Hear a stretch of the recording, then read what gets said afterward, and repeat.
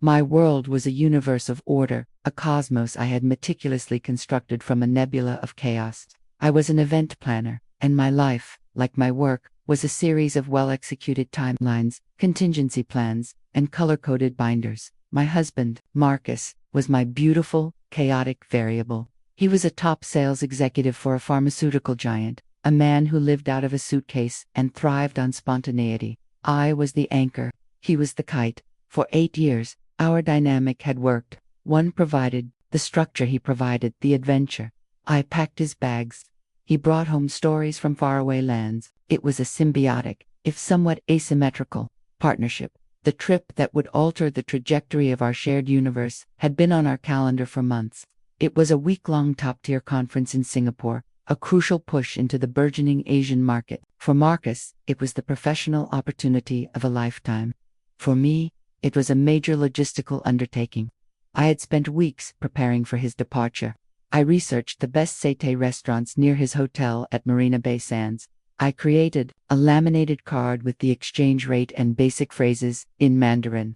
I charted the 12-hour time difference and set a secondary clock on my phone. I packed his suitcases with a curator's precision, alternating crisp suits with casual wear, ensuring each outfit was appropriate for the tropical climate. My love for him was expressed in my attention to detail. In the weeks leading up to the trip, however, a subtle static had begun to interfere with the clean signal of our life. A new tension hummed beneath the surface. Marcus had become increasingly territorial with his phone, angling the screen away from me with a casualness that felt studied. A new credit card appeared, a sleek black rectangle he'd tossed on the counter. For business expenses, he'd announced. It'll make the expense reports so much easier to track. It made sense, and yet, it felt like another wall going up in a life that was supposed to be open plan. The night before he left, I performed my final wifely duty. I checked his travel documents. The e-ticket for his flight was clipped neatly inside his passport wallet. I glanced at it. New York, JFK, to Singapore sign, a grueling 18-hour flight. His hotel confirmation was there too. Everything was in perfect order. I kissed him, my heart filled with a mixture of pride and the familiar pang of loneliness that always accompanied his departures. "Knock 'em dead in Singapore," I whispered. "Always do," he'd grinned, kissing me back. "I'll bring you back something beautiful." The day after he left, a profound quiet settled over the house. I decided to use the solitude to tackle a deep clean, to impose my sense of order on the empty space. I started with his home office, a room that was usually his sacred, messy domain. I dusted the shelves, organized his stacks of paperwork, and wiped down his large oak desk. It was then that I noticed the printer tray wasn't fully closed. It was a minor thing, a detail that would have escaped most people, but for me, it was a discordant note in a silent room. I reached down to slide the tray shut. As I did, a single sheet of paper, which had been caught in the mechanism, finally slid free and fluttered to the floor. I bent to pick it up. It was a flight itinerary. My first thought was that it was a duplicate copy of the Singapore ticket, but as my eyes scanned the page, the letters and numbers resolved into a configuration that made no sense. The passenger's name was correct, Marcus Thorne. The dates were correct. A departure of yesterday's date, a return for the following Saturday, but the flight details were wrong, terribly wrong. The departure city was JFK, but the destination was not Singapore. It was Rome, Fiumicino Airport, FCO. A direct 8-hour flight that my mind refused to compute.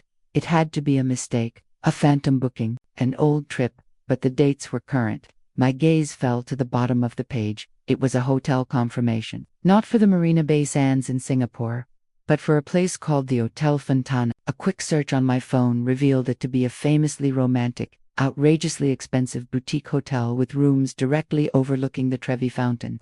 The booking was for one king suite, fountain view, and next to the room type, in small, innocuous print, were the words that stopped my heart. Number of adults, 2. The world seemed to tilt. The quiet office suddenly feeling like a vacuum, sucking all the air from my lungs. 2 adults. He wasn't in Singapore on a business trip, he was in Rome, with someone else. The initial shock was a physical blow, a punch to the gut that left me breathless, but my grief and panic were quickly overtaken by a different, colder emotion. It was the icy, methodical calm of a professional whose event has just been catastrophically derailed. The plan had changed. The meticulously constructed reality I had been living in was a lie. My job, now, was to assess the damage and uncover the truth. The beautiful, intricate narrative of my marriage had been revealed as fiction. It was time to find the author of this new, ugly story. My investigation began where he had been most careless, on our shared desktop computer.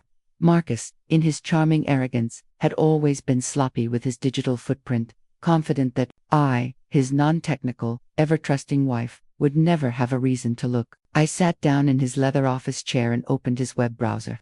The history had not been cleared. It was a digital diary of his deception. My eyes scanned the list of recently visited sites, and a story began to emerge. There were searches from 3 weeks ago: most romantic restaurants in Rome, best rooftop bars near Trevi Fountain, private tours of the Vatican after hours. There were links to travel blogs detailing a perfect romantic week in Rome. He had been planning a lover's getaway, not a business conference. Scrolling further, I found searches from a month ago for a high-end lingerie store, La Perla. I felt a wave of nausea. I remembered him coming home with a small, elegant shopping bag a few weeks back, claiming he'd bought a new tie. The lie was audacious, but the evidence was still circumstantial. I needed something concrete. I needed a name. My mind flashed to the new black credit card, the business expenses card. A statement had arrived in the mail the day before he left. In my usual, efficient way, I had placed it in the wire basket on his desk, unopened. Now, with trembling fingers, I retrieved the envelope and tore it open. The statement was a roadmap of his betrayal. The charges were all there, laid out in cold, hard, undeniable, black and white. A charge from Alitalia Airlines, dated 5 weeks ago, for 2 round-trip business-class tickets to Rome, a deposit charge to the Hotel Fontana. And there, from 4 weeks ago, was the charge from La Perla, for an amount that would have bought a dozen ties. He hadn't just lied to me. He had used our money to fund his affair. But still, there was no name. Who was the second ticket for? Who was the intended recipient of the expensive lingerie? Who was, at this very moment, tossing a coin into the Trevi Fountain with my husband? An idea sparked in my mind. The airline, Marcus, was a loyal member of their rewards program. We had a shared family account to pool our miles, an account I had set up for us years ago. I logged into the airline's website. My fingers flew across the keyboard, my movements sure and precise. I navigated to the account dashboard, a place I hadn't looked at in years. Under the account settings, there was a section labeled Managed Travelers, a feature for booking tickets for family members. Easily my name was there, and right beneath it was a name I had never seen before: Sienna Dubois. The name was unfamiliar, elegant, and foreign. I typed it into a search engine. The first result was a LinkedIn profile. My blood ran cold. Sienna Dubois, Junior Sales Associate, Sterling Pharma. She worked at his company. She was young, barely out of college, with a bright, ambitious smile, and a list of accolades on her profile. From LinkedIn, I found her public Instagram profile. It was a curated feed of glamour shots, inspirational quotes, and party pictures. She was beautiful, in a way that was almost a cliché. Long blonde hair, a perfect figure, and an expression of curated, effortless fun. And there it was, her most recent post, from just 3 days ago. It was a picture of her hand holding a passport and a plane ticket, her nails painted a perfect, glossy red. The caption read, "Time for an adventure. Ciao. #worktrip, #living my best life." The #worktrip was a deliberate, cynical lie, a digital wink to her followers. She was a willing, eager participant in the deception. This wasn't a case of a powerful boss preying on a young subordinate. This was a conspiracy. The sheer, galling audacity of it all was what struck me most. They hadn't even bothered to cover their tracks. They had built their romantic getaway on a foundation of such flimsy lies, so confident in my trust, my lack of suspicion, that they hadn't seen the need for anything more robust. They had mistaken my love for ignorance, my trust for stupidity. It was the gravest miscalculation of their lives. I sat back in the chair, the glow of the screen illuminating the dark office. The initial pain of the betrayal had subsided, replaced by an icy, diamond-hard resolve. My grief was a luxury I could not afford. My anger was a fire I would bank and use for fuel. I was an event planner, and a major, unforeseen crisis had just occurred. The original event, a happy marriage, had been cancelled. It was time to plan a new one. The complete and orderly demolition of Marcus Thorne's life. My first call was not to a friend or my mother. It was to the top divorce lawyer in the city. I scheduled a consultation for the next morning. Then, I began to prepare my evidence, my movements precise and methodical. I took screenshots of everything: the browser history, the credit card statement, Sienna's LinkedIn and Instagram profiles, the loyalty account page with her name on it. I saved them to a new password-protected folder on a thumb drive. I was building a case, a binder full of proof that would be irrefutable. A new, more complex question began to form in my mind. How had they planned to get away with this on a professional level? He was a senior executive. She was a junior associate. Surely, their week-long simultaneous absence would be noticed. My gaze fell on the shared calendar on our computer screen. His week was blocked out in a solid bar of blue, labeled Singapore Conference. It was a live broadcast to his entire company. But how could he be so sure no one would check? No one would call the hotel in Singapore. And then I had an idea. It was a long shot, a move of such cold-blooded nerve it almost scared me. But I had to know. I picked up the phone and dialed the main number for Sterling Pharma. When the operator answered, I put on my most pleasant, helpful wife voice. "Hello," I said, my tone bright and cheerful. "Could you please connect me to Tom Erickson's office? It's Clara Thorne, Marcus Thorne's wife, calling." Tom was Marcus's direct superior, the vice president of sales. After a moment, his friendly, booming voice was on the line. "Clara, what a nice surprise. How are you?" "I'm wonderful, Tom. Thank you for asking," I said, the lie tasting like ash in my mouth. "I know Marcus is absolutely swamped over there in Singapore, but he's so worried about the debrief presentation for when he gets back. He asked if I could possibly be a doll and get a copy of the conference agenda from you, just so I can help him get a head start on his slides. He's such a perfectionist, you know."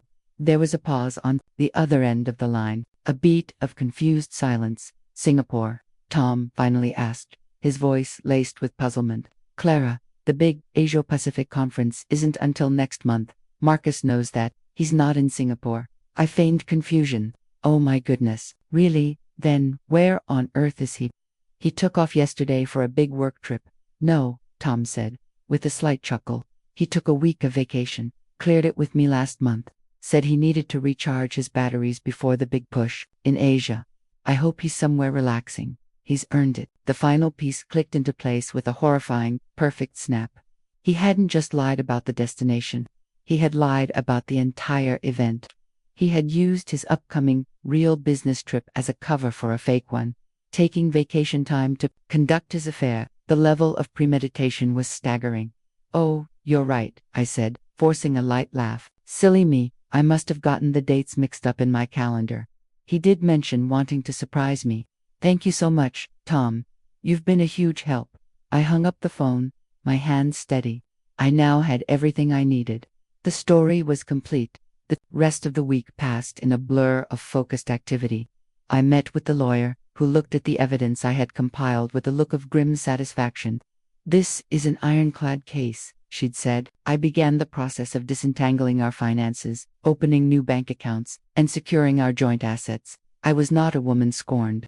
I was a project manager executing a hostile takeover of my own life." The day of his return, I prepared the house. I went to a luxury luggage store and bought a set of 3 expensive suitcases. Then, I went home and systematically, dispassionately, packed every single item that belonged to him: his clothes, his books, his golf clubs, his ridiculous collection of single malt scotches. I packed it all.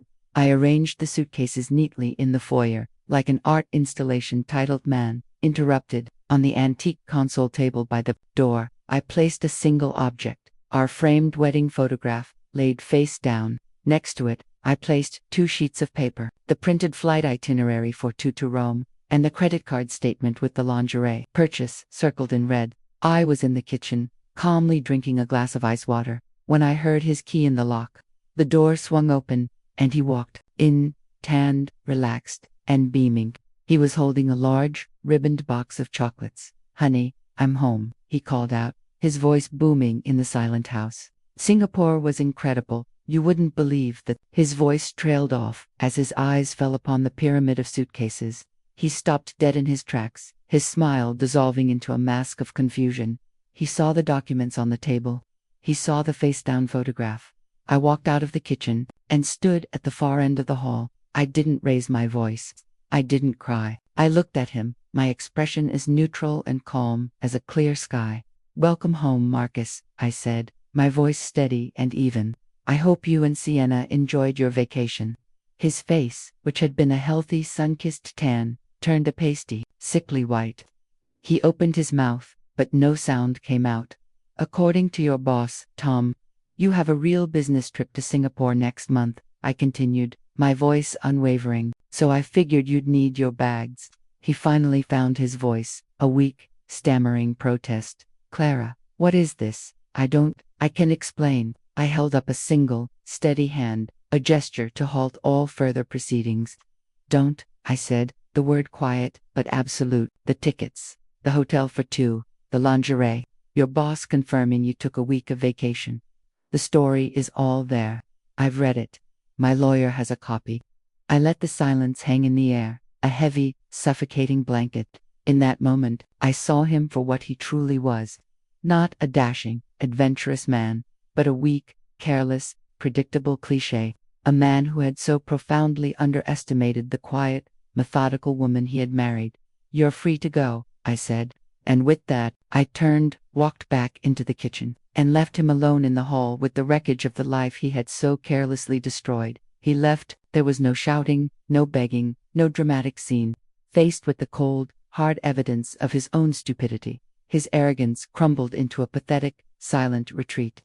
He loaded his new suitcases into his car and drove away. The fallout at his work was, as I had anticipated, swift and brutal.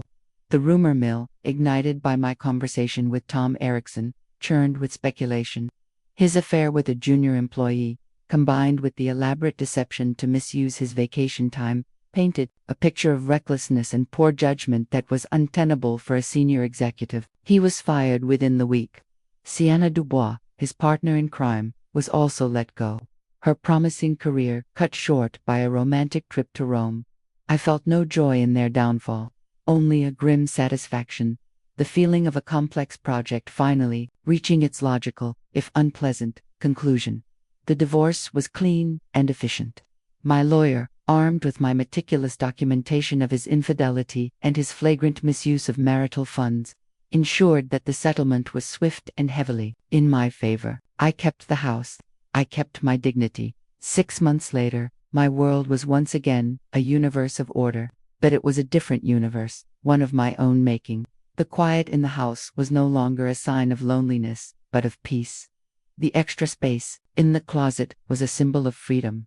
I was sitting in my home office, the same room where my old life had shattered, but it was different now. It was my command center. I was online, not to check on a husband's travel plans, but to make my own. My screen was filled with images of Machu Picchu, of the cherry blossoms in Kyoto, of the vibrant markets of places I had always wanted to go. My finger hovered over the purchase button for a single, non-refundable, one-way ticket to a new beginning. The tickets, I thought with a small, quiet smile, told a different story now. They told my story, a story of a woman who had taken the messy, chaotic debris of a life built on lies and had planned, with meticulous, loving detail, a beautiful new adventure, for an event with only one guest, herself.